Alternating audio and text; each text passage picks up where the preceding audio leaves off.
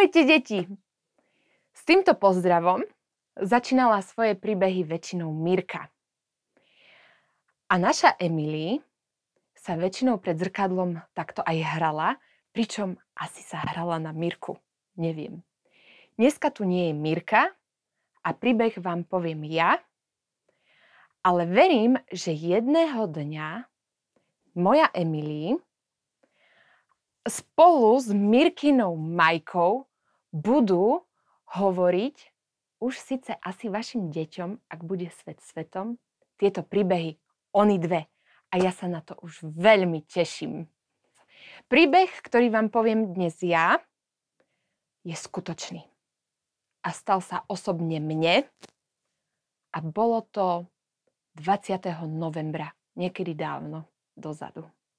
Dostali ste niekedy od niekoho niečo drahé, čo bolo možno také vzácne, že ste si to vážili ako vlastný poklad. Ja som tak raz dostala mobil. V dnešnej dobe už to nie je úplne možno taká vzácnosť, ale v tej dobe bol pre mňa mobil niečo veľké. A ja som chodila vtedy na vysokú školu a potrebovala som mobil s 2 kartami. Takže mi rodičia kúpili Dual SIM, sa to volá, mobil. A ten mobil bol ešte takýto nejaký, není to presne on, ale len aby ste vedeli, že kedysi boli tlačítkové mobily. Takže taký tlačítkový mobil som dostala ja. Tento mobil som dostala pretože som ho potrebovala nie na parádu alebo na to, aby som sa hrala. Však v takom mobile som sa ani nedostala na internet, alebo ja neviem, tam nebolo GPS ako dneska. To bol fakt iba tlačítkový mobil na telefonovanie. A keďže som chodila do školy do Čiech, tak som potrebovala sa spojiť s našimi. Takže som bola šťastná, že mám ten mobil. Tento mobil som dostala v čase, keď som rozmýšľala o tom, že čo je dôležité. V sobotnej úlohe sme čítali takéto verše. A vy ich určite dobre poznáte tiež, ale ja vám ich zopakujem. Tento verš, alebo tieto verše sa píšu v Matúšovi 6. kapitole od 19. verša. Neshromažďujte si poklady na zemi, kde ich zožiera hrdza a mole, a kde zlodeji vnikajú a kradnú. Shromažďujte si poklady v nebi, kde ich nezožiera ani hrdza, ani moľ, a kde zlodeji nevnikajú a nekradnú. Veď, kde je tvoj poklad, tam bude aj tvoje srdce. A celý týždeň predtým som rozmýšľala, ako sa stal tento príbeh. Som rozmýšľala o tom, že pre mňa predsa nie sú dôležité tie pozemské veci a že chcem všetko odovzdať tomu Pánu Bohu. A možno Pán Boh si ma chcel trošku vyskúšať a preto sa mi stalo nasledovné. Takže mali sme tam také krásne prostredie a ja som tak sa išla poprechádzať a trošku meditovať, modliť sa a rozmýšľať nad tým, že čo je môj poklad. A tak som chodila a viete čo? My sme tam mali aj krásne jazero. V tom jazere boli samozrejme aj kačky. A jak som tak išla, tak si hovorím, niečo mám vo vrecku. Som mala vetrovku, pretože ako som na začiatku spomínala, bol 20. november. To už je skoro december a viete, že vtedy je zima. Takže som mala vetrovku. A tá vetrovka mala také malé vrecka, v ktorým som niečo mala, tak som to hádzala tým kačičkám. A ešte bola tam taká jedna, ktorej všetko chceli vždy zjesť tie ostatné. A si hovorím, poď sem, tebe ešte dám, že chuďatko všetko ti zjedia a tebe nič nezostane. Tak som sa tak nahla, že to dám rovno jej. A viete, čo sa stalo? Mobil z vrecka. Čľup a bum. A ja teraz stojím a pozerám. Mobil, bam, padol. A ako tak spadol? Tým, že to bol ten starý tlačítkový, stalo sa to, táto časť celá spadla do vody A ja som len smutne pozerala, ako sa ponára a ide dole. Ale toto mi zostalo. A si hovorím, čo mi s tým? Na čo mi to zostalo? Ale ešte ostala tie mobily mali aj batérie. Ja tu už nemám, pretože je to fakt starý mobil, co som si požičala ešte od svojho brata, ktorý on kedysi mal dávno, pradávno. No a tá batéria ostala na kameni spolu s tým krytom, ale toto ostatné spadlo dole. Teraz moje myšlienky, Pane Bože, to nemôže byť pravda, to mi musíš pomôcť s tým mobilom. Veď predsa rodičia za ňoho zaplatili drahé peniaze a ja teraz, čo im poviem, že 2 karty tam mám, aj Slovensku, aj Česku, všetky telefónne čísla, kde to ja nájdem, ja sa z toho asi zosypem, čo urobím. Čo by ste urobili vy? No ja som neváhala. Ja som sa vyzliekla, normálne som sa vyzliekla do trička a do spodného pradla a vliezla som do tej vody. A teraz som sa snažila hľadať najprv nohami, pretože bola strašná zima. Tak som nohami, že tu niekde spadol, necítim ho, že dobre, musím rukami. Tak som sa takto načahovala, až som skončila takto po vode. A jak som bola takto vo vode, iba hlava mi trčala, som takto s tými rukami tam šmatrala, hľadala, skúšala a nič. Teraz som z diaľky videla, jak idú nejakí ľudia. A určite si hovorili, čo tam je za blázna v tej vode. Lenže to by nebolo najhoršie, to mi bolo jedno, ja som potrebovala vyťahnuť ten mobil. Ale viete, čo bolo najhoršie? Tá zima. Ja som začala cítiť, že dostávam krče do nôh. Začala som dýchať. Asi zmrznem a utopím sa a už viacej stamať nevindem. A nakoniec som to vzdala. Vyšla som z tej vody. Ja som mala tak zamrznuté ruky, že ja som sa nevedela obliecť do nohavic. Tie nohavice boli, proste nedali sa obliecť, pretože moje ruky boli totálne zmrznuté. Pretože bola už fakt zima. Vonku bolo asi 8 stupňov, tak si viete predstaviť, koľko možno mala tá voda. Celá som sa triasla. Tak som si to nejako navliekla, ani som sa zapnúť nevedela. Hodila som cez seba vetrovku a išla som po ceste naspäť do školy. Tak som rozmýšľala tou cestou, primrznutá. Dokonca som šla domov pešo, bosa teda, pretože som sa nevedela ani obuť. Tak som len topánky niesla takto v ruke a išla som, že čo s tým?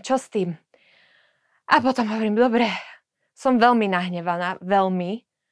Ale, Pane Bože, nechávam to v tvojich rukách. Snáď mi pomôžeš to nejako vysvetliť, rodičom hlavne. A veď predsa je to mobil. Keď som sa vrátila naspäť do školy a videla ma spolužiačka, ona pozerá na mňa s takým výhukom, že tebe sa čo stalo? A ja, že a prečo sa neokúpať na konci novembra? Ona, že to myslíš vážne? Že čo sa ti stalo? A ja, utopila som mobil. Nechápala. Tak som jej potom povedala to, čo som vám teraz porozprávala. A ona bola taká veľmi odhodlaná mi pomôcť. A ja si vtedy hovorím, je toto normálne, že ty chceš ísť tam do tej studenej vody?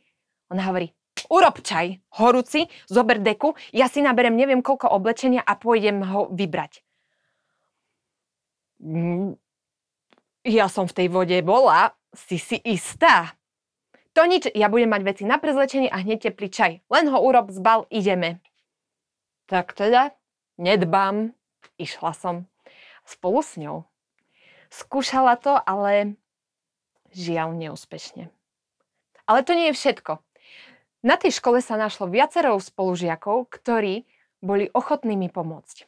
Dokonca sa za to aj modlili. A z toho som bola už úplne rada. A teraz prichádza to najdôležitejšie.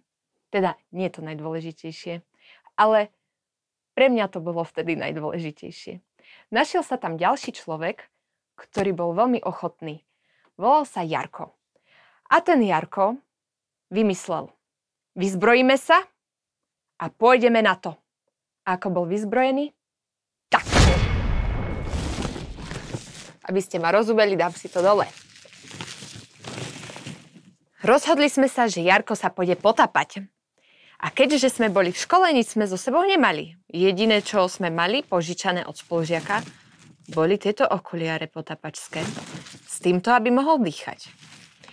Nabalili sme ho naozaj do vreca s takýmito rukavicami a zobral si takúto krabičku, do ktorej si dal mobil. On mal taký, čo svietil, aby videl v tej tme vo vode. A takto on sa ponáral. Ale viete, čo sa stalo? Jak sa s tým všetkým ponoril, tak jeho to vyzdvihlo hore. Začalo to vynášať. Tak sme rýchlo išli, nelenili, našli nejaký patik alebo palicu. No bolo to skôr konár, my sme to odtrhli zo stromu a v diaľke sme už videli, jak ľudia na nás pozerajú. Teraz si predstavte takéto čudo, žlto-modro-čierne, plaví sa po jazere, tam nejaké dve chuligánky lámu nejaký konár. A my sme tú palicu totiž potrebovali, lebo my sme potrebovali ho tam poriadne zatlačiť. Vyzeralo to naozaj veľmi divné. Človek, ktorý je takto vo vode, sa tam plaví a my nad ním ideš dole. Tak vraví, posledný krát si to dal, nadýchol sa a zmizol vo vode a my sme mu pritom pomohli, aby zmizol. A teraz zrazu sa ťahal, už tlačil vonku. My, že čo je? Veď tam nebol tak dlho. Mám mobil! Mám mobil! A ja, hurá! Jarko mobil vylovil. A až teda som pochopila, celá šťastná, prečo tá baterka vypadla. Prečo to malo niečo do seba. Tá baterka s tým krytom mi zostali a tým pádom prišiel práve v ten deň, čo mi to vylovil ten Jarko, nový spolužiak, ktorý nám poradil. Zober si suchú ryžu a strč ten mobil na 24 hodín do ryže. Suchej, samozrejme.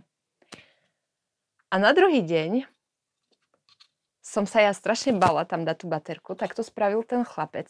Dal tam baterku, zapol a viete čo? Zázrak. Mobil fungoval. Mobil fungoval a ja som bola celá šťastná a vďakovala som Pánu Bohu za to, že mi zachránil mobil, aj keď to bol len mobil, ale zároveň, že mi ukázal, že tie poklady nie sú tieto pozemské, ale našla som poklady v tom, čo pre mňa urobili tí spolužiaci. To, že boli ochotní, že boli láskaví, to, že za mnou stali, že sa za mňa modlili a to, že vlastne boli mi priateľmi a podržali ma a boli so mnou. A ja, milé deti, by som vám chcela popriať, aby takým pokladom bolo pre vás aj ovocie Ducha Svätého, ktoré je zaznamenané v Galaťanom, kde sa píše: No ovocie ducha je láska, radosť, pokoj, zhovievavosť, láskavosť, dobrota, vernosť, miernosť, sebaovládanie. A možno aj iné veci, ktoré tam nie sú zapísané. Proste vám prajem, aby váš poklad nebol tu na zemi z veci, ktoré sa pominú, ktoré sa pokazia, ktoré zhrdzavejú, zničia sa. Veď predsa ani ja už ten mobil tiež nemám. Už je dávno starý, zabudnutý, pokazený. Ale aby váš poklad bol tam, hore, a potom tam bude aj vaše srdce.